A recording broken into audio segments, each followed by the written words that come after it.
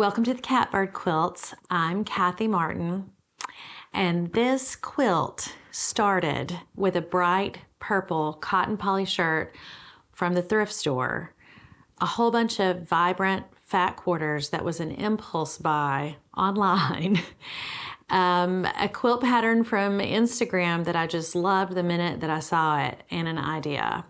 And the result was so much better than I could have anticipated. And so this was a grand experiment quilt, and I have a lot to say about it.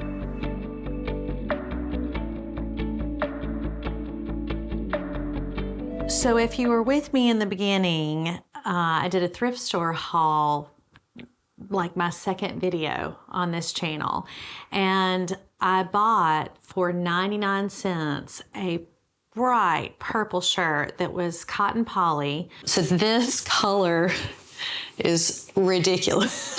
It's so bright. Which, if you've seen any of my other videos, you know I'm not necessarily a huge fan of cotton poly, but I bought it because it was a small men's shirt and I wanted to break down every size, well, not every size, all of the major sizes, small, medium, large, extra large, XXL men's shirt, to see how much fabric would come from each size, because that's a question that people have when you're using shirt fabrics. It's like, well, how much fabric is there?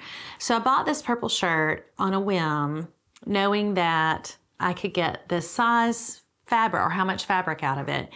And I got it cut up, and then I'm like, now what do I do with this purple shirt?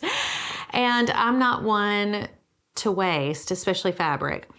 And so I thought, well, maybe I can figure out a way to use it in a quilt. And just so happened at the same time, I had purchased a grab bag of fabric from an online, well, actually, and local, not here, fabric store called Crimson Tate. And they have a lot of vibrant designer fabrics. And I was kind of wanting to stretch myself. And that's one of those things that you want to stretch yourself until you get stretched. And then you're like, what was I thinking? So I had a fair amount of fat quarters from that grab bag, and I had this purple shirt.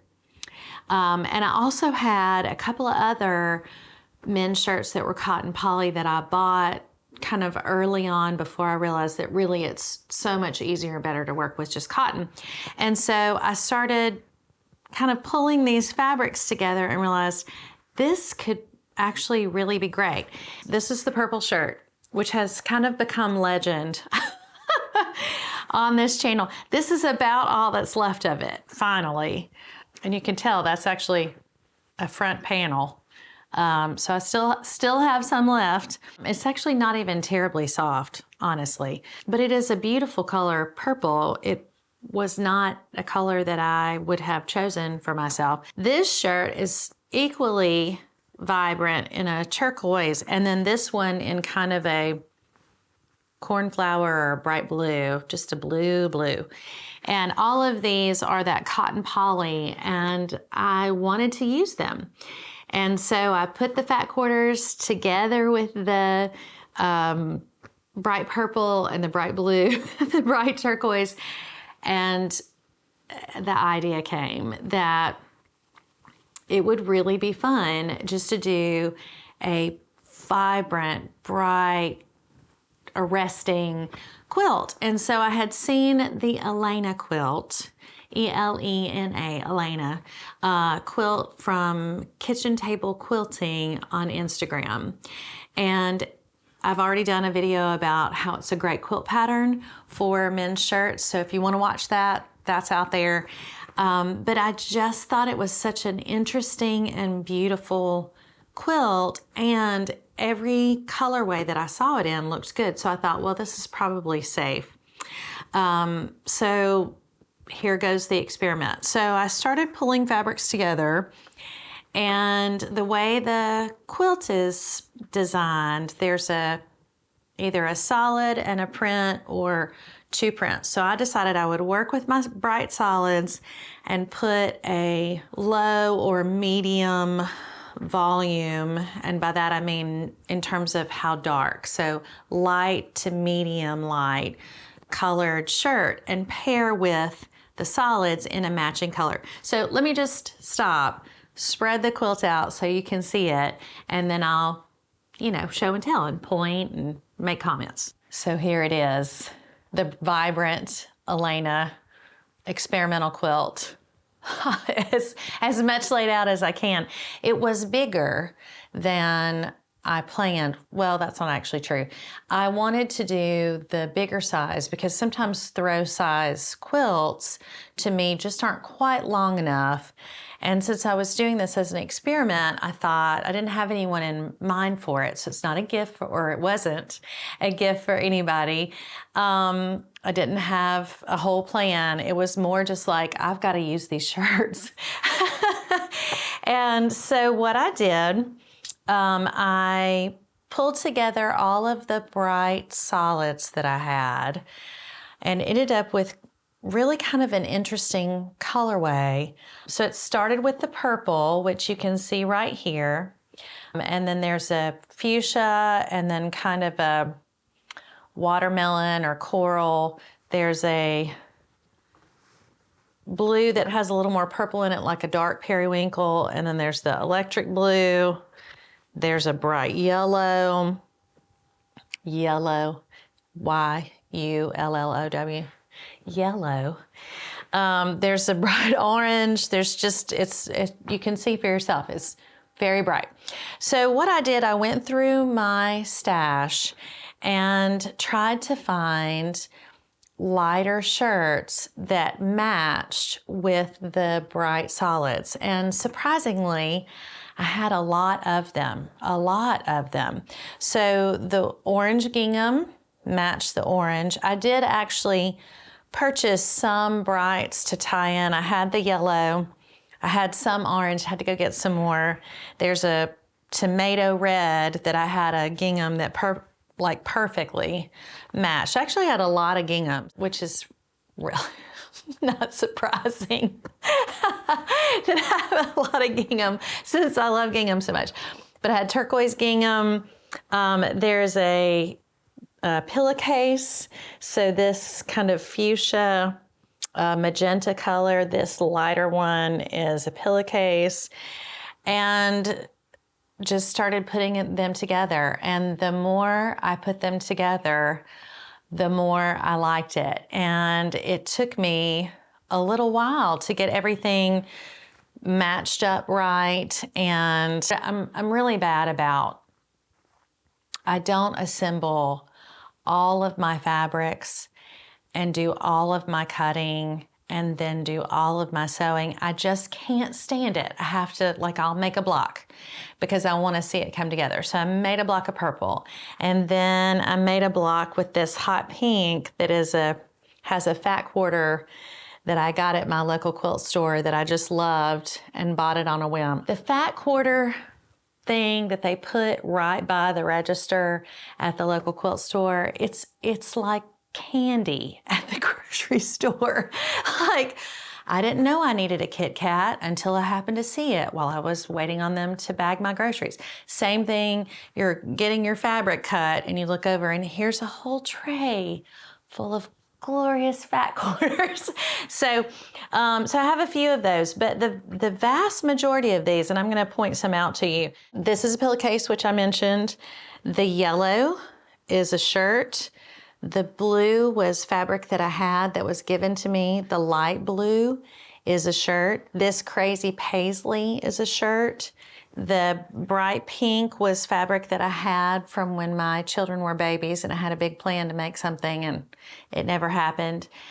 This pink, I mean, it happens. This pink, I wish you could see this fabric up close, this pink fabric. It is so pretty, and it's a men's shirt. It's like if I just pointed out, the vast majority of them actually are men's shirts. And then some of the brights, as you might imagine, but not all of them. The purple was obviously a shirt, the turquoise, the blue, this other blue. I think out of 24, total fat quarters, so solid and print.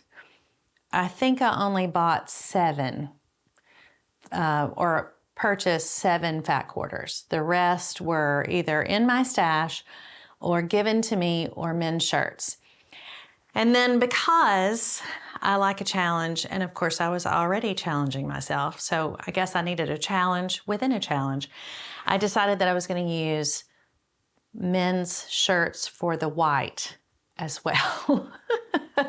Which one of my friends was like, how did you get the white shirts to match up? And I'll be honest with you, I didn't even consider it. I just got all the white shirts that I had. I think I probably used 3 shirts in total, but I did use a lot of bits and pieces. So I used a lot of sleeves, used a lot of random pieces, but they thankfully, I guess a white shirt is a white shirt if it's really white. And so the background is also all shirts. If you were here with me in my living room and I just held this quilt up, you would never know it. Like, it would never cross your mind that the vast majority of these fabrics are shirts. And so then, because I had met the challenge with the vibrance, and then I met the challenge with the white shirts, then I didn't want to go buy yardage for the backing, which, as many of you know, is really tempting, because by the time you get the quilt top done, a lot of times it's like, let's get this show on the road, and it's sometimes easier just to buy backing fabric and sew it together and call it a day. But because I like a challenge, I decided I would try to use some fabric that I had gotten from the thrift store. And I've been noticing lately, side note, well, I mean, really this is just one side note to another. But this side note is, I've been noticing when I go to the thrift store, a lot of times there is actual yardage fabric that somebody has just donated to the Goodwill or to the thrift store.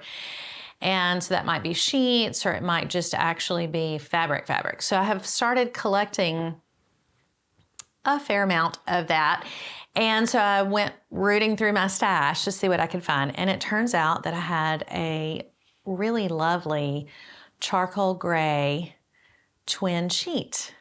And I thought, let's see if that will work. So let me turn the quilt over now and show you what I did with the backing.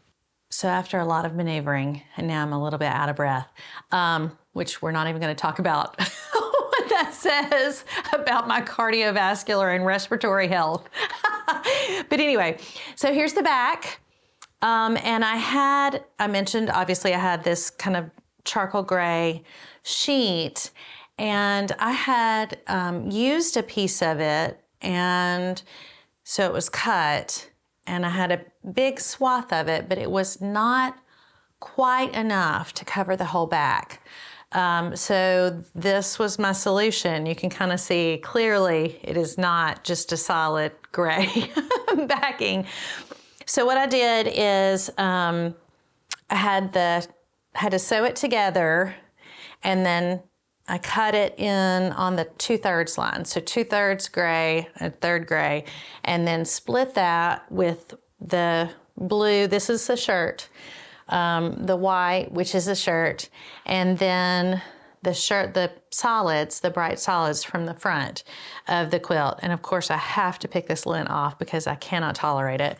And I used even more of the purple, legendary purple shirt. And I'll have to tell you, I don't know if I mentioned this, but the front, each of the blocks, so each color, used 1 fat quarter. So when you translate that into shirts, that is 2 sleeves. That's it. So I used 2 sleeves for the bright purple on the front. This actually used more fabric, this long stripe, probably than the front did, which is why I still have a front panel of the purple shirt left, even though it was a small.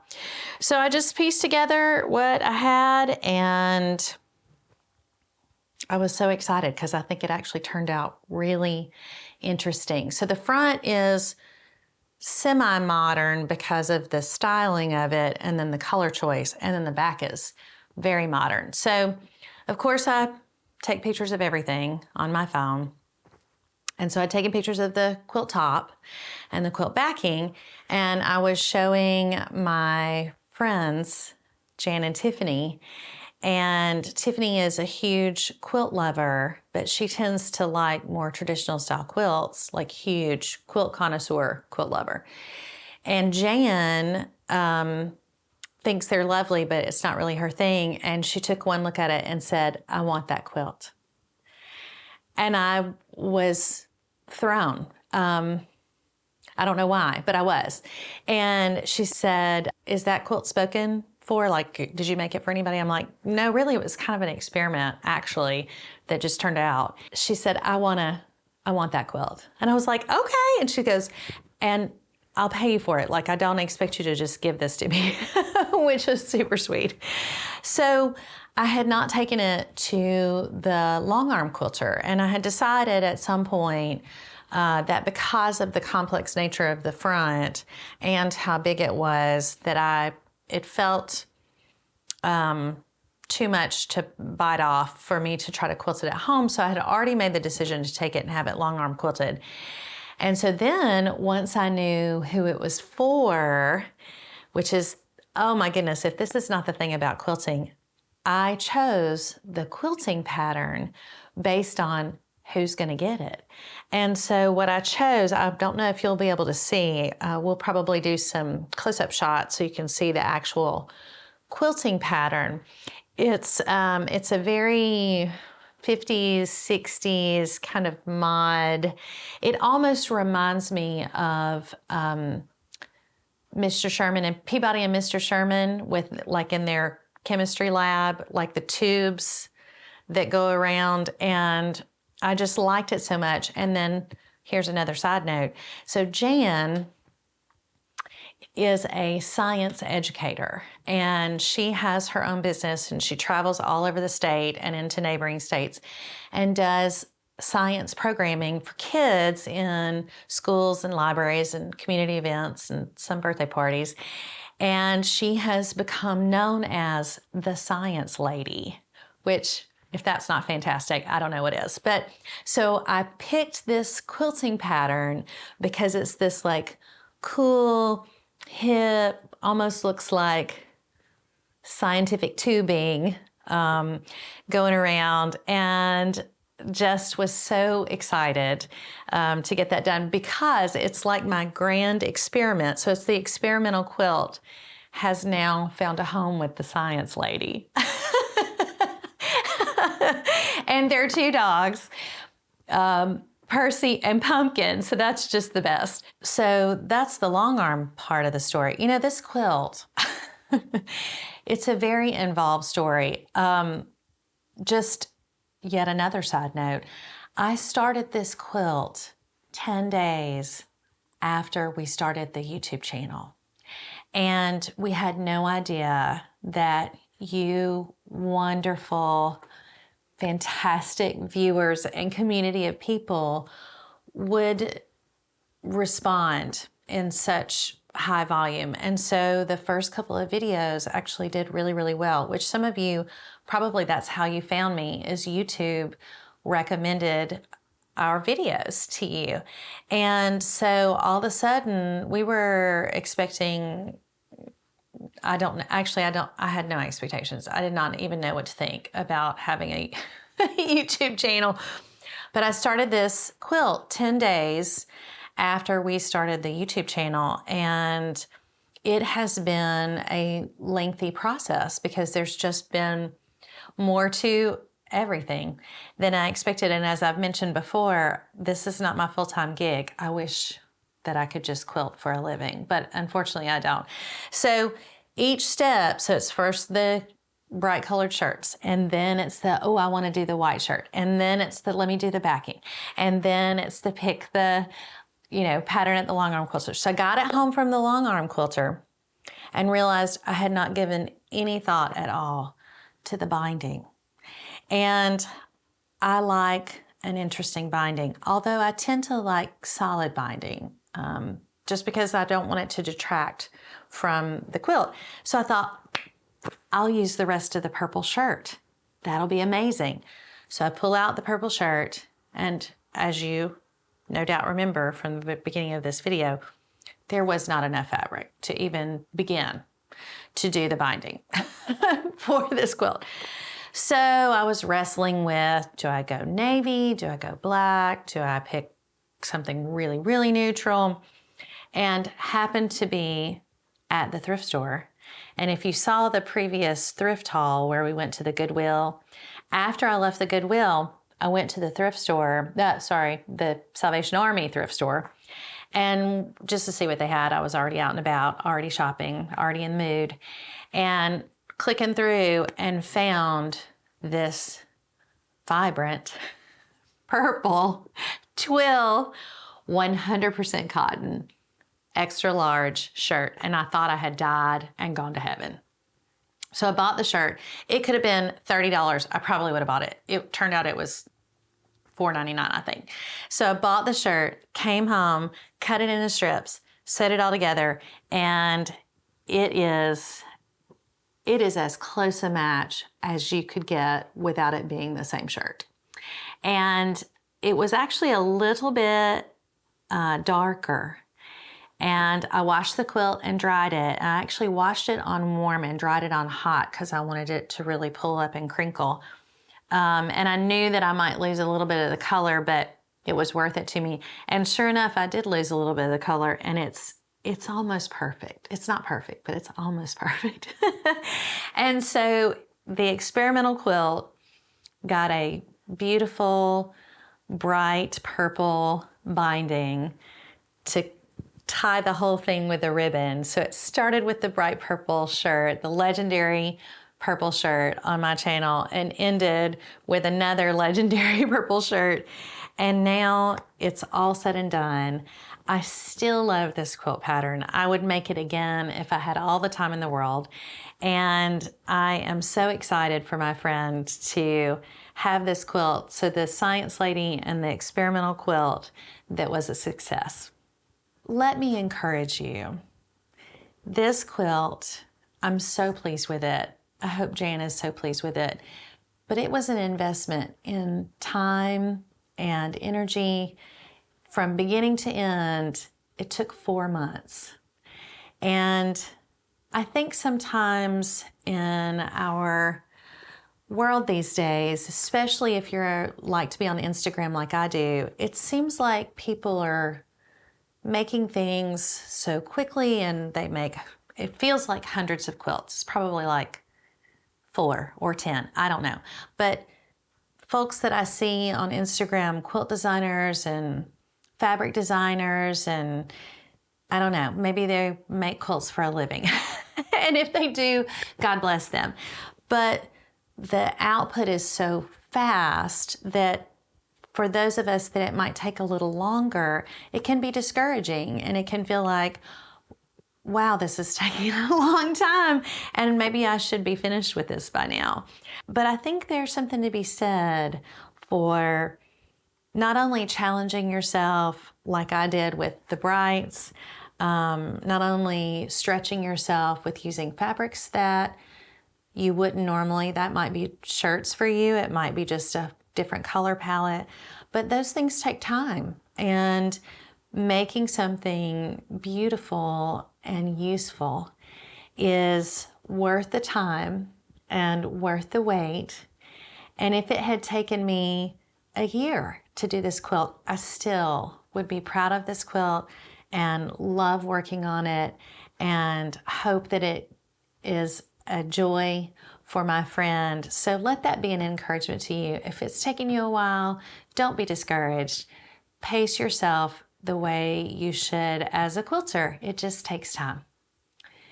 This is the Catbird Quilts. I'm Kathy Martin. Thanks for watching.